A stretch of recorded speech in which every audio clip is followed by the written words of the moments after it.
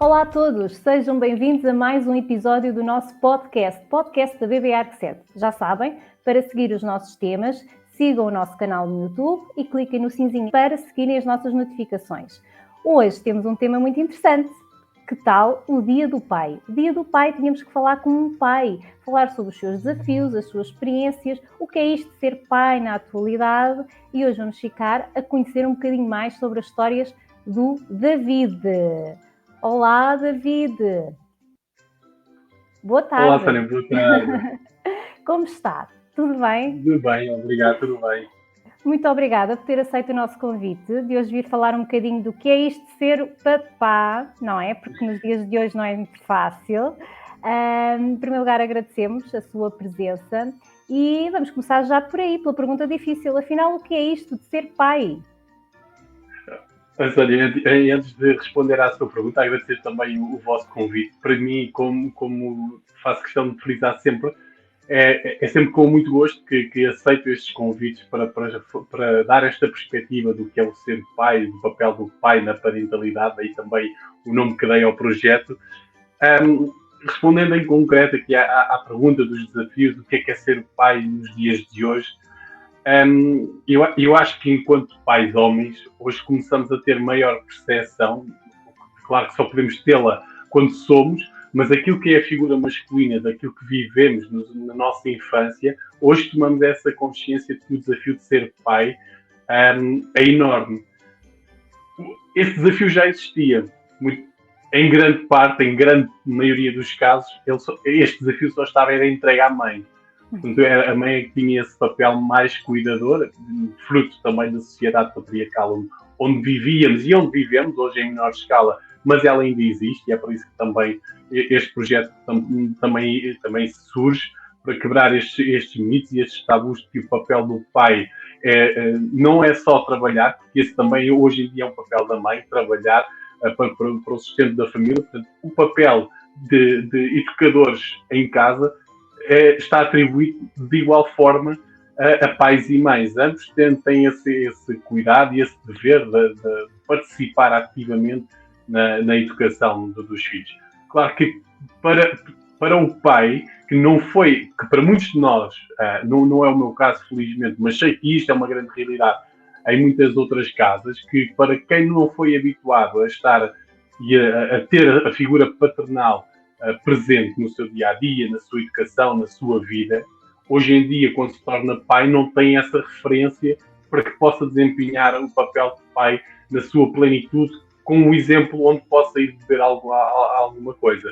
Portanto, esse para mim, é dos principais desafios, porque não temos a referência, enquanto as mulheres, à partida, têm sempre aquela referência maternal. Claro que este processo de sermos pais é um processo de aprendizagem brutal. Nenhum de nós, por muito bons exemplos que tenham tido na sua infância, nasce a saber o que é ser pai e o que é ser mãe. Portanto, a partir daí começa o tal desafio. O que é isto de sermos pais? O que é que eu tenho de fazer agora? E nós crescemos enquanto pais, quando nos descobrimos, quando os nossos filhos nos escolhem para sermos pais deles, porque acredito muito que é isso que acontece, são os nossos filhos que nos escolhem para sermos pais deles. São os nossos filhos que nos vão mostrando muitas vezes aquilo que nós precisamos de trabalhar em nós para nos melhorarmos a cada dia que passa. Este é um outro desafio, que é melhorar-nos a cada dia que passa, superar um bocadinho hoje aquilo que eu não fiz tão bem ontem. E o não fazer tão bem não quer dizer que tenhamos que assumir essa culpa. Temos é que sim que assumir essa responsabilidade que, ok, eu não fiz tão bem aquilo ontem, mas eu hoje já sei que aquilo não é o caminho que eu quero seguir. Deixa-me cá pensar o que é que eu quero fazer de diferente hoje e amanhã. E definindo esse caminho, vamos também atalhando, entre aspas, porque isto de ser pais também não é nos metermos por atalhos, mas vamos definindo melhor o nosso caminho e vamos aprimorando um bocadinho mais o nosso papel de educadores. David, e nesse sentido, e falando um bocadinho aqui também no exemplo que mencionou, de ter a figura paterna, e podermos buscar algumas referências nesse sentido, Sabemos que a sociedade portuguesa mudou muito, portanto as famílias alteraram-se muito. Hoje em dia é completamente normal falarmos com famílias com pais divorciados ou famílias monoparentais e, portanto, nesse sentido também a questão do papel do pai ainda ganha um desafio ainda maior, porque o facto de não ter a presença masculina como exemplo tem que ter outro tipo de desafios para superar o dia-a-dia, não é? Como sendo pai, certo?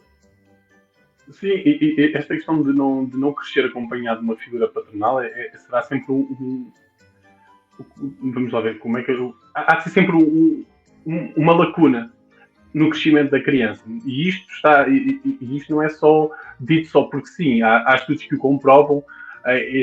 Ainda há uns meses assisti a um documentário brasileiro que falava muito sobre esta questão. Quais são os benefícios de crescer acompanhado com um pai e o que é que não crescendo acompanhado de uma figura paternal, que impacto é que isso traz no crescimento e no desenvolvimento saudável de uma criança.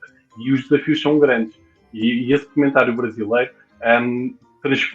transporta-nos muito essa realidade, que é uma realidade que foi relatada no Brasil, mas que certamente os desafios e o impacto que tem são os mesmos ou muito próximos se estivéssemos a falar do crescimento afastado da figura paternal. Portanto, hoje em dia assistimos também a crianças que crescem em famílias monoparentais ou em famílias em que os pais são separados, mas eu aí acho que também estamos a caminhar no sentido de, ok, se separarmos aqui um bocadinho as águas, crescer numa família monoparental é diferente do que crescer numa família em que os pais estão separados, mas que se educarem de uma forma consciente e se forem pais conscientes na acessão daquilo que eu defendo de uma parentalidade consciente, de perceberem que o bem, a relação deles terminou, mas o filho continua a ser dos dois. Portanto, o bem comum que eles têm e que têm que valorizar é a educação do seu filho, é o crescimento saudável do filho. Podemos já não ter a relação, mas podemos estar em conjunto a educar de uma forma mais consciente. Esse também certamente será um desafio muito grande, mas eu estou em crer, pelos exemplos que tenho e que vou acompanhando, de que as famílias estão cada vez mais despertas para que, mesmo separadas, continuem a educar em conjunto. Uhum. David, e hoje em dia é difícil estar presente simplesmente na vida, no cotidiano, no dia-a-dia das crianças? É desafiante. Eu não gosto muito de assumir a palavra difícil. Eu gosto mais de trocá-la por desafiante. É mesmo desafiante estarmos presentes na vida dos nossos filhos. Porque hoje em dia a nossa vida passa a correr, o nosso dia, por mais horas que tivesse, nós iríamos sempre dizer que não eram suficientes. É verdade que vivemos muitas vezes para o trabalho, que o trabalho ocupa muito o nosso tempo. Os nossos filhos passam muitas horas nas escolas e é por isso que é tão desafiante estarmos presentes. E eu, quando digo o estarmos presentes, eu tenho aqui também esta construção do que é o estar presente. Não basta dizer que estive 2 horas sentado ao lado do meu filho a ver televisão com ele. Porque, ok, é um momento, mas depois tem esta construção do que é o estar presente. Para mim tem que ser um momento onde nós, enquanto pais, estejamos presentes de verdade. Onde estejamos naquele momento entregues física e emocionalmente aos nossos filhos. Não precisam de ser 2 horas, podem ser 10 minutos entregues, onde eu naqueles 10 minutos decido, escolho e tomo essa decisão de estar 10 minutos em que, ok, não há telemóveis a distrair, não há televisão a distrair, estou naquele momento focado ou na brincadeira com o meu filho, ou na construção de um Lego, ou na construção de um puzzle, ou na leitura de uma história, mas aqueles 10, 15, 20 minutos, o tempo que para cada um de nós fizer sentido, tem que ser vivido de uma forma plena. E o desafio está mesmo aí, porque muitas vezes esquecemos de nos tirar o telemóvel do bolso e lá vem uma notificação e nós vamos a correr ver se é um e-mail de um cliente, se é uma notificação das redes sociais, se é uma mensagem de alguém que nós queremos, que estávamos há muito tempo à espera e queríamos responder mesmo, mas depois temos esta ambiguidade, que é decidir o que é que para nós, naquele momento, é mais importante. Se é o e-mail que pode ser respondido mais logo, ou se é aquele momento em que nós escolhemos estar verdadeiramente com os nossos filhos. E atualmente, David, de facto isto são desafios que têm que ser superados dia a dia. No que compete à escola, existe um acompanhamento, obviamente, por parte dos pais, nesse sentido, e pelo menos há um esforço.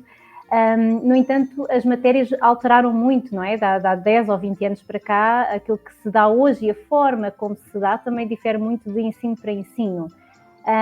No caso do David, e contando um bocadinho aqui a sua experiência, como é que costuma controlar, digamos, a forma de estudar? Costuma dizer, olha, vai estudar, ou como é que estão as coisas na escola? Como é que costuma ser a sua rotina nesse sentido? Ainda não estou nessa fase, porque o meu filho só vai entrar para a escola em setembro.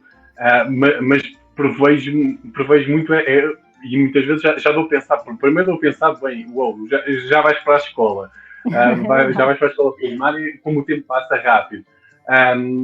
Mas de facto eu compreendo que essa é uma preocupação dos pais, porque eu já penso que é exatamente isso, que aquilo que eu aprendi, a forma como eu aprendi, não tem nada a ver como os miúdos aprendem hoje em dia. E isso vai ser um super desafio cá em casa, porque há matérias onde eu estou mais à vontade, outras nem tanto. Eu já penso que quando eu me vier perguntar sobre os problemas de matemática, se eu já na minha altura não era o meu forte, hoje em dia então vai ser um super desafio. Mas esta questão que coloca desta nossa preocupação de estarmos constantemente a alertar os nossos filhos que é preciso eles irem estudar, também foi muito disso que nós vivemos enquanto crianças, que os nossos pais sempre, já estudaste, vais estudar mais, porque amanhã tens um teste, ainda não devias estudar. Mas eu acho que parte da educação consciente que nós tentamos transmitir e praticar hoje em dia com os nossos filhos, também vai muito por aí. Promovermos a autonomia e promovermos a responsabilidade. Se nós desde cedo promovermos uma responsabilidade onde eles também possam ir assumindo gradualmente e de acordo com as suas idades e ajustado às suas idades, eu estou em crer que mais tarde eles também não vão precisar ter sempre os pais sininhos a alertá-los que eles precisam de ir fazer. Porque a partir deles sabem que, têm que estudar, mas depois também é preciso ver a outra parte. Será que a escola precisa que uma criança traga trabalhos de casa todos os dias? Porque efetivamente, e eu penso nisto já na fase de transição do pré-escolar do jardim de infância para a escola primária do meu filho, em que aquilo que eu hoje valorizo muito que ele faça é o brincar. Mas a transição vai ser, a não ser que, e esse é o nosso desejo, escolhamos uma escola e ele consiga entrar numa escola onde nós nos revemos mais com a forma do ensino, que valoriza muito mais e olha de uma forma mais individual para a criança. Porque o ensino hoje é ainda muito virado para que todos aprendem da mesma forma. E não, nenhuma criança é igual à outra. Por isso é que somos seres individuais, com características individuais, com necessidades diferentes dos outros, ou pelo menos que nós exprimimos de maneira diferente. Portanto, o ensinar, e eu percebo que isto seja super desafiante também para os professores, porque ensinar 20 crianças é desafiante. Mas, se eu valorizo que o meu filho brinque, também não me faz muito sentido que ele traga todos os dias que venham subcarregados com trabalhos de casa, porque se nós valorizamos, ou se queremos valorizar o tempo com eles, então o que é feito daquelas 3 ou 4 horas em que nós saímos do trabalho e chegamos a casa e os nossos filhos, em vez de poderem estar a brincar connosco, vão estar sentados numa secretária a fazer trabalhos da escola. Portanto, também há que rever aqui esta questão do ensino. Felizmente, o ensino também está a mudar. Há projetos muito interessantes que estão a quebrar aqui estes tabus, que o ensinar tem que ser sentado durante 7 horas numa secretária onde todos aprendem da mesma forma, e cada vez mais também há mais projetos a mostrar-nos que é possível aprender na rua, aprender ao ar livre, e que podemos utilizar elementos da natureza para que eles possam aprender. Eles não precisam ter uma tabuada à frente para saber quanto é que é 1 mais 1. Podem ir para a rua e juntar uma folha mais outra folha e perceber que 1 mais 1 também são 2. Aliás, nós ainda provavelmente somos do tempo em que na nossa infância ainda brincávamos muito na rua, não é? Portanto, jogar à apanhada, mesmo até jogar à bola com os rapazes, fazíamos imensas brincadeiras que eram extremamente saudáveis e que, derivada à evolução dos tempos, acabámos por voltar outra vez a ficar todos fechados em casa, viciados nos videojogos, nos tablets, nos telemóveis, mas a pouco e pouco também já há mudanças nesse sentido, não só na educação dos próprios pais, como também a nível do ensino. Portanto, isso é muito importante. Voltando um bocadinho aqui atrás, e a título de curiosidade, lá para casa, certamente que estão a assistir também alguns futuros papás, ou papás que foram muito recentemente, e gostávamos de saber aqui, através do David, aqui alguns episódios caricatos que o David teve no início da sua paternidade, não é? Porque nem tudo são rosas. Nada de longe da paternidade ser um mar de rosas, que não é. E sem dúvida que os desafios vão acontecer e as situações caricatas vão acontecer, e ainda bem que acontecem, porque faz com que hoje possa estar aqui a partilhar aqui algumas dessas situações. Lembro-me assim duas que me disputaram na altura. Foi um bocado o que é que eu faço agora. Numa delas foi dos primos, já que o Lourenço tinha alguns meses, em que eu estava a dar o banho, porque esse foi um acordo que eu fiz com a minha mulher aqui em casa, é que ela amamentava, mas a hora do banho tinha que ser, sempre que eu pudesse estar presente, a hora do banho tinha, não um imposto, mas eu fazia gosto que assim fosse. A hora do banho tinha que ser do pai, porque era o momento em que eu acreditava, e acredito mesmo, em que eu podia estabelecer uma maior conexão com ele, porque era um momento de pai e filho. Não quer dizer que a minha mulher não estivesse ao lado a ajudar, porque também nos estávamos a construir enquanto pais, mas a partir do momento em que o banho, ao final de 3, 4, 5 banhos, passou a ser um momento exclusivo de pai e filho. E então lembro-me de uma vez estar a dar banho e deixei-o deitado na banheira para ir buscar um gel de banho ou qualquer coisa do género, e quando voltei a água tinha mudado de cor, já estava assim meio acastanhada, e eu só me lembro de gritar lá para o piso de baixo e dizer: olha, tens que vir aqui porque aconteceu isto. E a minha mulher veio a coleira, mas o que é que aconteceu? Olha, está assim, temos que lhe dar banho outra vez. E uma das outras situações, já com o Lourenço mais velho, tinha volta de 2 anos e meio, a minha mulher não estava em casa, isto tinha sido à noite, e eu quando fui deitar, ia colocar-lhe uma fralda, por causa do xixi da noite. Quando vou ao sítio das fraldas, eu ouvia fraldas cá em casa. Bem, eu como homens nem sempre somos muito desenrascados, é o que dizem por aí. Olha, tentei fazer uma fralda com recurso aos resguardos da cama. Há aqueles de supermercado, há aqueles resguardos que nós metemos quando vamos mudar a fralda. Recortei-os, colei ali 2 com fita cola daquela castanha, e pronto. Claro que aquilo não resultou super bem, porque não é tão absorvente como uma fralda, mas foi aquilo que eu consegui fazer no momento. E pronto, no dia seguinte de manhã a cama estava na mesma molhada, mas já não estava tanto. Mas, portanto, criou uma fralda ecológica para o momento. Muito bom. O sermos pais é também adaptarmos às circunstâncias que nos vão aparecendo, aos desafios e não temos que ter sempre, muitas vezes temos este medo, temos que ter as respostas para tudo, temos que saber sempre fazer tudo. Este é um grande medo nosso, mas na verdade eu percebo esse medo de quem é pai de primeira viagem, que sente muito estes medos, não é? Mas depois, se retirarmos um bocadinho o peso destes nossos medos, se nos olharmos com maior compaixão por nós mesmos, e se dermos espaço a que possamos criar situações e resoluções para as mesmas diferentes daquilo que é o expectável, então também estamos aqui a aceitar que nós, enquanto pais, também estamos a aprender e que não vamos sempre saber tudo. Portanto, este é um processo de autoconhecimento, de desenvolvimento pessoal. E isto é talvez das maiores aprendizagens que eu tive. Eu já estava envolvido no mundo do desenvolvimento pessoal antes do Lourenço nascer, mas sem dúvida e hoje afirmo sem dúvida nenhuma, que que sermos pais é o maior curso de desenvolvimento pessoal que nós podemos ter na nossa vida, porque os nossos filhos vêm-nos mostrar tanta coisa sobre nós que nós desconhecíamos, ou que até podíamos fazer alguma ideia, mas que nos assustava, então nós íamos fechando cada vez que encontrávamos o problema, o desafio, ou este medo, fechávamos a gaveta.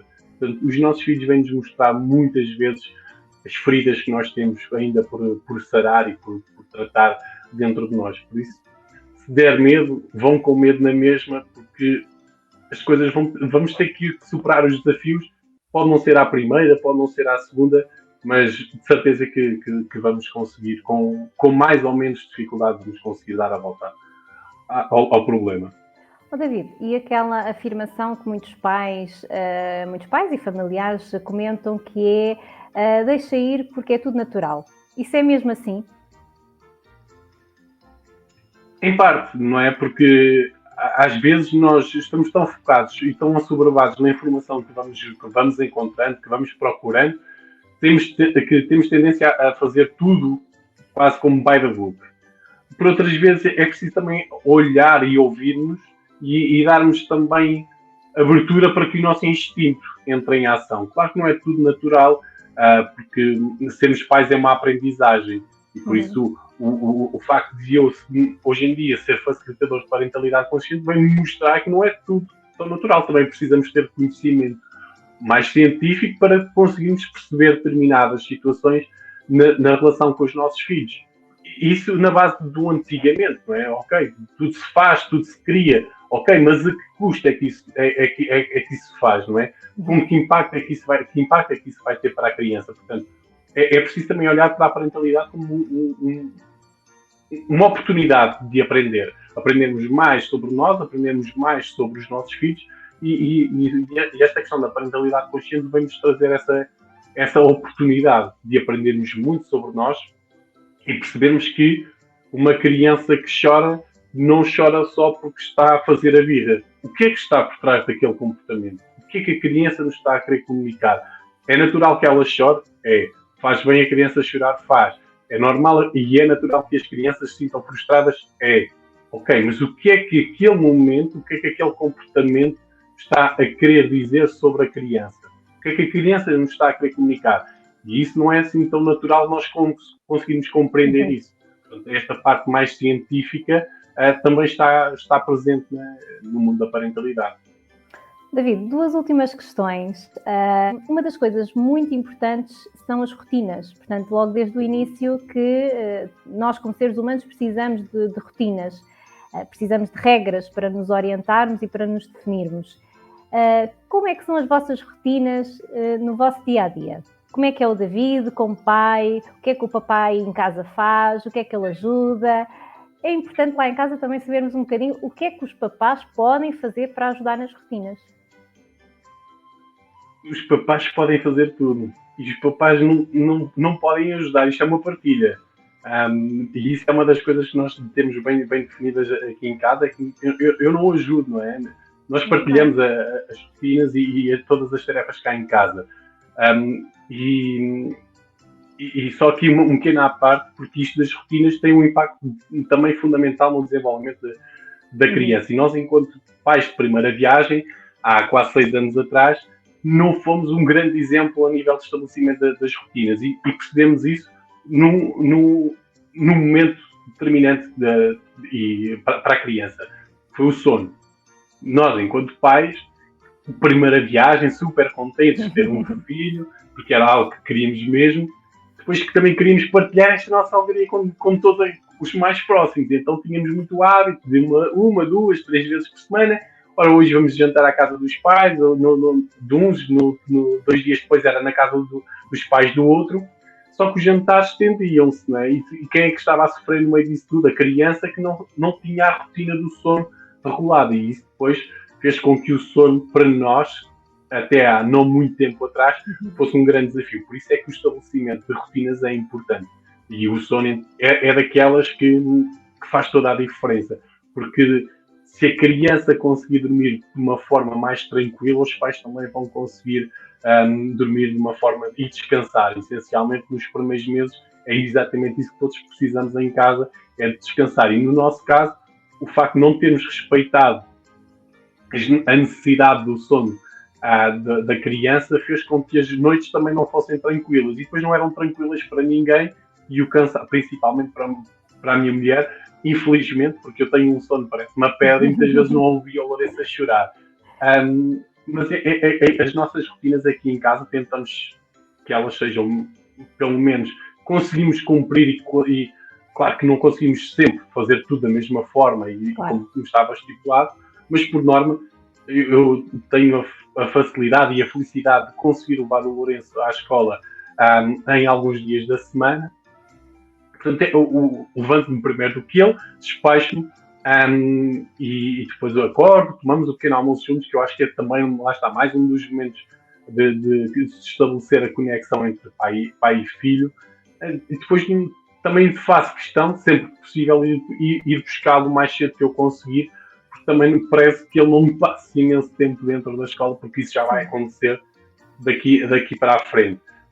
E depois, lá está, se calhar o nosso trauma de início de pais, e agora tentamos religiosamente que durante a semana os jantares são só em casa, a não ser que haja aqui alguma ocasião mais excepcional, mas que o jantar ocorra sempre, mais ou menos dentro do mesmo período, e que a hora do deitar seja respeitada na íntegra. Ou seja, por volta das 9 horas, 9h30, é a hora que ele tem que estar, já tem que estar na cama. Porque se estendermos isso, e percebemos isso ao fim de semana, se vamos jantar com alguém amigo ou com família, depois, quando se estica a hora de deitar, que ele próprio também já começa a manifestar alguma frustração, fruto do sono que já está a vir. Portanto, enquanto pais homens, podemos fazer tudo e devemos fazer tudo em casa, tal como as nossas mulheres, e se pudermos dividir de forma igual e equilibrada as nossas tarefas, tanto melhor para a relação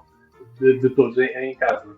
Por acaso, o David tocou num ponto muito importante, que este mês, no dia 15, é o Dia Mundial do Sono Infantil, e é algo que nós também vamos destacar aqui na plataforma, na BBArc7, porque também temos uma especialista dedicada neste sentido, que isto pode ser logo trabalhado ainda no momento da fase da gravidez, portanto, porque às vezes há muitos pais que nos chegam desesperados, que não conseguem dormir e as consequências todas que isso tem, e não só, e às vezes até no próprio casal há relações de ruptura. Está provado que até aos 18 meses, digamos que é ali o ponto de avaliação em termos dos casais de ruptura, não é? Porque existe um grande número de rupturas, e a questão do sono e do cansaço, obviamente, leva muito a esse tipo de situações. Portanto, no próximo dia 15 de março, temos cá também na BBArc7 um exclusivo para alertar os papás nesse sentido com a nossa especialista. Por fim, David, uma nota final, estamos hoje aqui já na reta final do nosso podcast. Queria só que o David deixasse lá para casa. Ser pai tem sido maravilhoso e uma descoberta brutal. E ser pai era algo que eu queria mesmo muito. Desde que eu me conheço enquanto ser humano que tem capacidade para tomar decisões importantes, porque ser pai tomar a decisão de ser pai é realmente uma decisão muito importante e que tem que ser tomada de uma forma consciente. Portanto, tem sido uma descoberta e um caminho fantástico, onde eu tenho tido a oportunidade de descobrir muito sobre mim, muito sobre o meu filho, e tem sido uma jornada de muito amor. Acho que, acima de tudo, e de muita empatia e de amizade. Não que um dia queira que o meu filho me veja como o seu melhor amigo, mas gostava que ele me visse como o melhor pai que ele pode ter tido. E o melhor pai é principalmente estar presente, ter amor e dar tudo aquilo que é possível, não no campo material, porque cada vez mais é sempre o sentimental que é importante, mas todo o acompanhamento que é possível, e que noutras épocas os pais, homens, não estariam tão presentes e tão ativos no seio familiar. David, muito obrigada pelo seu testemunho, pela sua participação, por se juntar à família BBArc7 com esta sua intervenção. Vamos ficar por aí, portanto, provavelmente no futuro poderemos ter outras novidades ou não na questão do pai na parentalidade, portanto, nunca se sabe o que é que poderá vir por aí, mas da nossa parte agradecemos imenso ao David a sua presença. Muito obrigado também pelo convite. Aí em casa, já sabem, sigam o nosso canal da Bebê Arc 7, continuem a seguir os nossos temas e desejamos a todos os pais hoje um feliz Dia do Pai, que possam estar em família, possam aproveitar os momentos e que possam aproveitar todos os vossos pequenotes sempre com o melhor dos cuidados e sempre com a melhor das preocupações. Até já!